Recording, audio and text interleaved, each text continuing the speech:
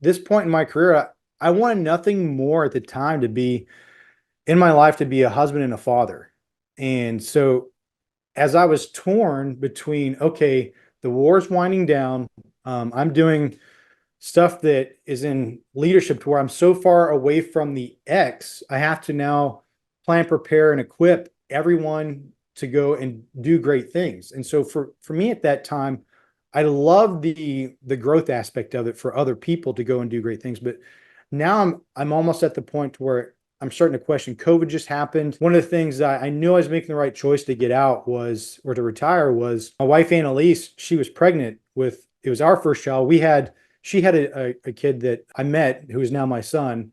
When I met her, he was 2. And so awesome kid. Jack is an awesome, amazing kid that I love him to death. We were pregnant, or she was pregnant with my daughter, and COVID had happened. Well, the country hadn't locked down yet. And she came to me one night and said, "Hey, I need someone just to be with me." And I could see I was sleeping on the couch because she was pregnant and snoring. And so I had to let her get sleep so I'm not waking her up. And I needed to get sleep because I had to function at work.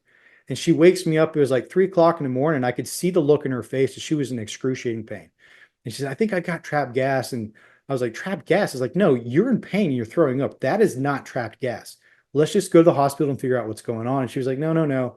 Jack, bless his heart, comes in and is playing her favorite song because he could sense the fear, and he's like playing Queen on the radio. He's trying to help, calm the situation. And so I called my neighbor and was like, "Hey, can you watch Jack? I got to rush my wife to the hospital real quick." And he's like, "Yeah, no problem."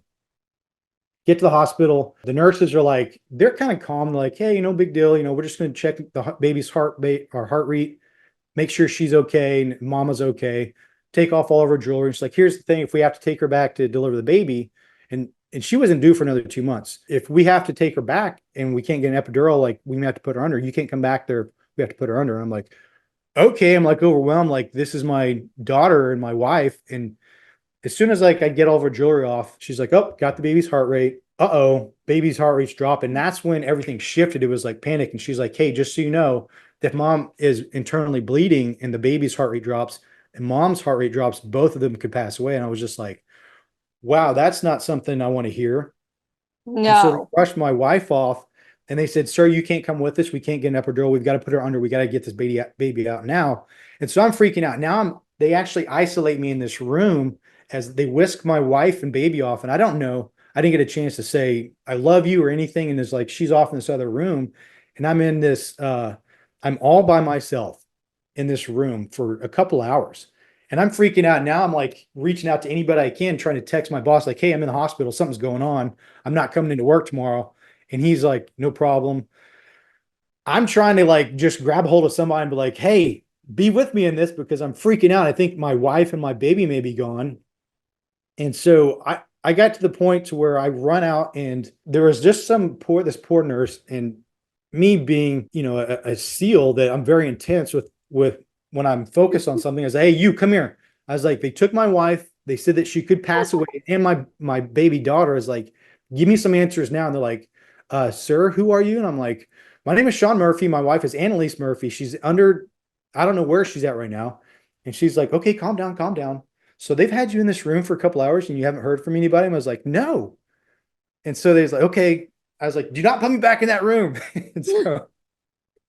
And so finally this doctor comes out and he's like, "Okay, listen." He had good bedside manner. He's like, "Hey, so just so you know, your wife is recovering right now. We don't know about the baby yet. We don't know if she was breathing or not, but we've got her in the NICU and they've got her intubated. So she got tubes in her. You can't go back and see her just yet." About an hour later, they start wheeling my wife in. So now I'm thinking the worst, like, "Oh, great. I just lost my daughter. I don't know if my wife is going to be okay." They finally wheel her back in and she's still under the meds, so she's a little loopy. It was so good to see her. Like, that was like such an amazing thing to see her. I didn't know what to do, so I just took a picture of her because she looked goofy, and I was like, I got to make light of the situation because that's the SEAL's dark sense of humor. Is like, in a bad spot, you got to make light of it, right? And so I took a picture. I was like, "Oh, you look great, honey." So she's kind of like out of it. She finally comes to, and she's asking about the baby and was like, I really don't know. I haven't been able to see her. They haven't really given me much." Well, then the doctor that came in and said, "We don't know if she wasn't breathing. So I had to like intubate her, but she's breathing now. Heart rate stable. We've got to make sure that she wasn't without oxygen for too long." but she's in NICU. It's going to be some time. We've got to run tests on her before you can actually see her. I was freaking out at this point in time. Like, my wife is good. That kind of gave me a boost. At the same time, like, I want my daughter to be okay. We ended up finally getting to go see her, and she was okay. And that's the day that the country went on lockdown. I'm now having to manage being in the hospital, seeing my daughter in NICU, not knowing if she's going to pull through or not, catering to work because I have a lot of responsibility at work at the time. I was running a fairly large group of people, both SEALs and non-SEALs, and I had to be responsible to them. And they're trying to help me out by saying, take care of your family. We understand that you're in a bad spot. That's kind of like, I knew I needed to be focused on family. That was kind of like God's way of saying, hey, here's your blessing. This is your sign. Here's your sign to be focused on family.